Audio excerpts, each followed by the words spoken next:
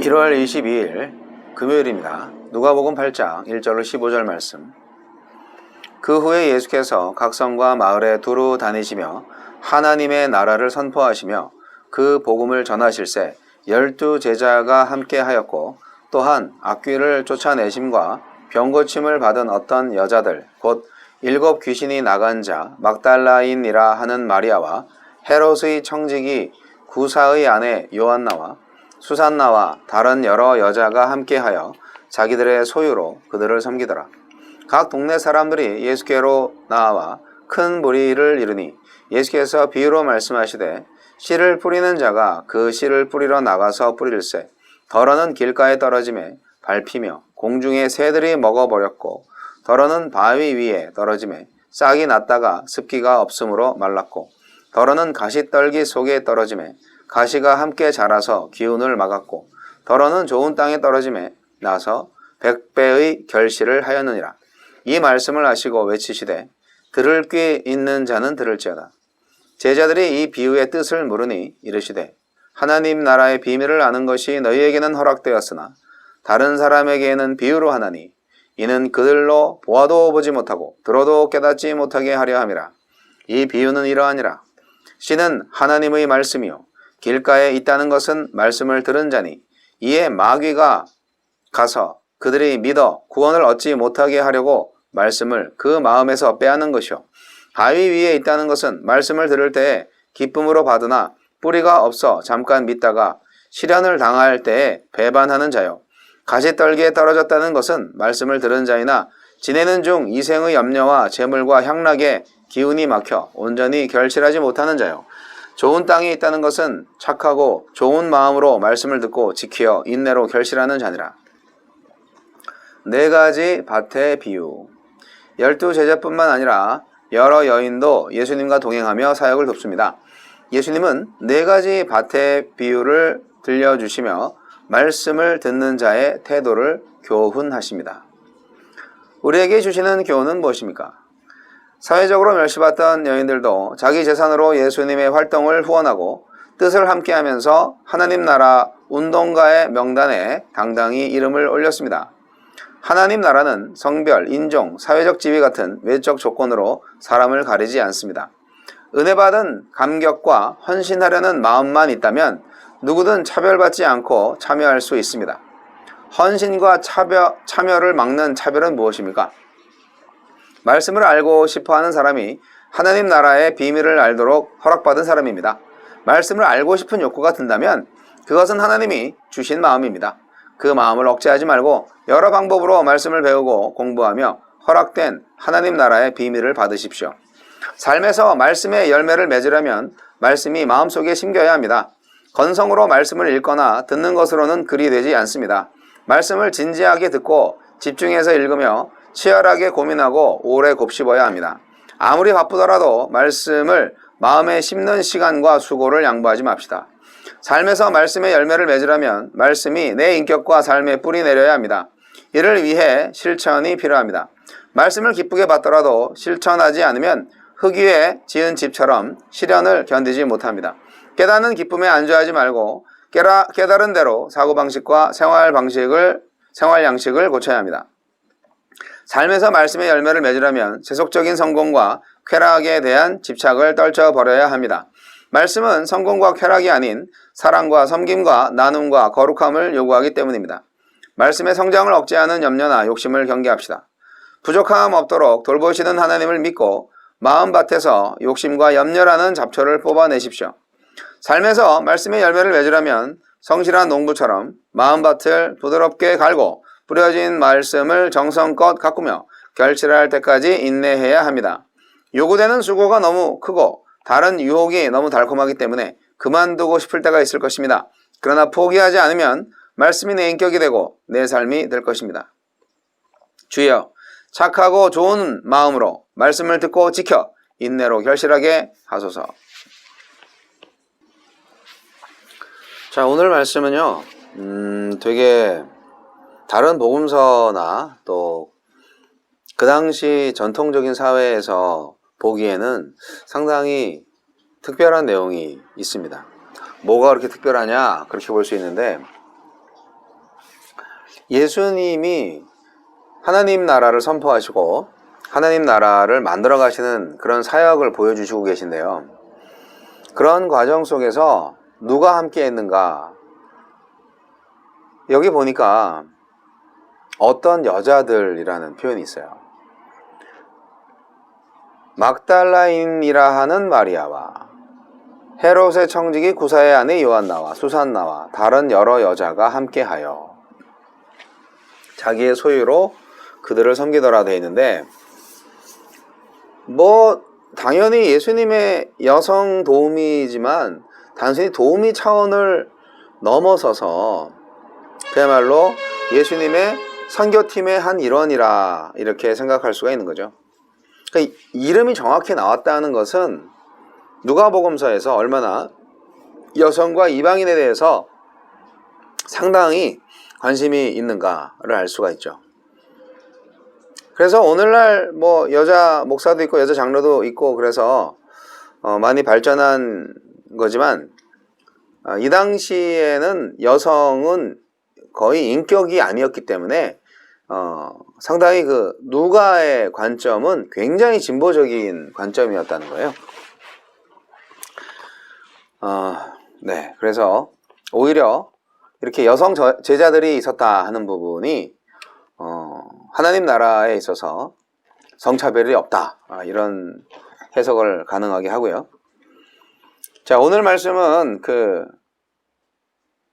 매일 성경을 만든 사람의 신학적 입장은 확실히 약간 좀 진보적이다 생각이 드는데, 4가지 밭의 비유라고 나옵니다. 옛날에 우리가 한 30년 전쯤에 이 본문의 설교를 들을 때는 항상 씨 뿌리는 자의 비유로 들었습니다. 씨 뿌리는 자의 비유가 맞긴 맞는데, 문제는 이제 예수님께 제자들이 물어보잖아요. 이게 무슨 뜻인가요? 귀 있는 자는 들을지어다 이렇게 말씀하시는데 제자들도 귀가 없네. 그래서 제자들한테 풀어달라고 하시는 답변을 해주시죠. 그런 차원에서 볼 때 밭의 비유가 더 맞다. 예. 그런 거죠. 그러니까 씨 뿌리는 자의 비유도 맞지만 이제 뒤에 밭의 비유가 나온다는 것이죠. 맞습니다. 그래서 씨가 다 4가지 밭에 떨어지는데 3가지 종류의 밭에서는 제대로 결실을 맺지 못하고 오직 1가지 밭에서만 열매가 맺힌다. 여튼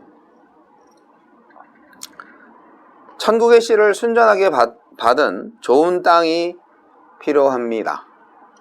예수님이 세우신 하나님의 나라가 이방인, 죄인, 세리, 여인 등 그 사회에서는 외면당했지만 믿음으로 말씀을 받는 자들이다. 그래서 이것은 아주 전혀 새로운 공동체가 된다는 것을 의미심장하게 우리에게 말하고 있는 것입니다. 그러니까 세상의 어떤 차별과 비교의 기준도 허용하지 않고 오직 믿음만을 요구하는 바로 그곳, 바로 그 공동체, 바로 그것이 하나님의 나라입니다. 그들이야말로 복음을 온전히 받아들인 옥토와 같은 자들이다 하는 것이죠. 그러니까 예수님의 복음을 받아들이고 열매를 잘 맺을 수 있는 옥토와 같은 사람들은 그야말로 예수님의 말씀을 온전히 잘 받아들인, 여성도 좋고 이방인도 좋고 가난한 자도 좋고 죄인 세리 다 마찬가지죠.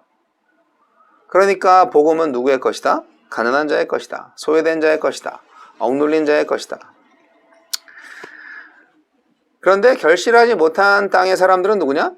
네, 하느님의 말씀보다 마귀의 말을 더 신뢰해서 결실하지 못했고, 또 시련이 닥치니까 주님의 말씀 에이 하면서 버리고 주님을 배반하고, 그리고 또 염려와 재물과 향락에 젖어서 결국은 조금 잘하다가 결실하지 못하고, 이렇게 길가나 바위나 가시덤불 안에 떨어진 씨앗이 열매를 맺지 못하는 것은 바로 그 밭의 문제다 하는 것입니다. 하느님의 말씀이 어떤 상황에서 어떻게 선포되고 있는지 오늘 말씀은 보여주고 있습니다. 오늘의 하느님의 말씀은 이런 상황에서 떨어지고 있고, 이 세상에는 이렇게 크게 네 가지 밭의 조건이 존재합니다. 하느님 나라와 세상 나라는 당분간은 공존하지만 언젠가는 세상 나라와 하느님 나라는 분리되겠죠. 동시에 섬길 수 없다는 것이죠. 세상 나라를 섬기는 것이 아니라 하나님 나라를 섬겨야 된다는 그런 말씀이시죠. 숱한 반대와 시련과 유혹에도 불구하고 하느님의 말씀을 받고 믿고 실천하는 착하고 좋은 마음이 있는데, 그들 속에는 성령께서 역사하시고 주님께서 왕노릇하셔서 그들이 인내할 수 있도록 도와주시고 때가 되어 그들의 삶에서, 그들의 성품에서, 그들의 사역에 열매를 맺게 하실 것입니다. 성령의 열매가 맺힐 것입니다. 빛의 열매가 맺힐 것입니다. 그리스도의 성품이 되어가고 그리스도의 나라가 서게 하실 것입니다. 옥토에서 말이죠.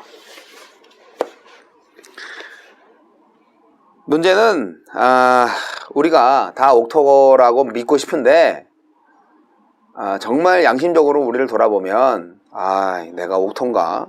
가시덤불 아니야? 길가 아니야? 바위 아니야? 그런 생각을 해야 합니다. 이런 생각을 할 수만 있다면 오히려 가능성이 있는 거죠. 깨닫지 못하는 사람들이 사실 그런 생각조차 못하게 되겠죠. 말씀이 결코 성장하지 못하는 실패에 대한 세 가지 특별한 형태를 한번 잘 생각해 보세요. 시험 받을 때와 배반하는 것, 그리고 염려, 안락에 대한 경고, 그러니까 편안하게 살고 싶어하는 그 유혹, 이런 게 우리의 삶 속에서 말씀이 열매를 맺지 못하게 하는 원인이 된다는 거잖아요. 제자직과 충돌을 일으키는 부분 중에 가장 큰 것이 뭘까? 재정적인 안전에 대한 열망이 아닐까 생각합니다. 이것이 제자들한테, 예수님의 제자들한테 반복적으로 교훈되는 주제 중에 하나입니다. 그래서 제자들은 예수님의 순환이라는 바로 그 사건 앞에서, 어떻게 보면 큰 시험이죠. 그 시험 앞에서 다 나가 떨어질 겁니다. 다 포기하고 다 도망가잖아요. 그래서 이 예수님께서 어떤 시험을 계속 제자들한테 하느냐, 복음서 내내 제자들은 실패합니다. 그러나 예수님의 부활을 우리는 경험했기 때문에 오늘날의 많은 예수를 믿는 사람들은 그 끝을 알고 있기 때문에 더 잘 믿을 수 있지 않을까요? 여러분, 하나님의 말씀을 듣는 자와 듣지 못하는 자라는 구분이 무엇입니까? 내 마음 문을 활짝 열고 어떤 말씀이든지 순종하겠나이다. 바로 그러한 말 아닐까요? 그렇습니다. 예수님은 씨 뿌리는 자와 밭의 비유를 통하여서 착하고 좋은 마음을 가진 옥토를 원하신다. 착하고 좋은 마음. 말씀을 듣고 지켜서 인내로 결실하는 자가 되라. 그 말씀을 오늘 주고 계시네요. 저와 여러분이 그 말씀의 주인공 되시기를 바랍니다.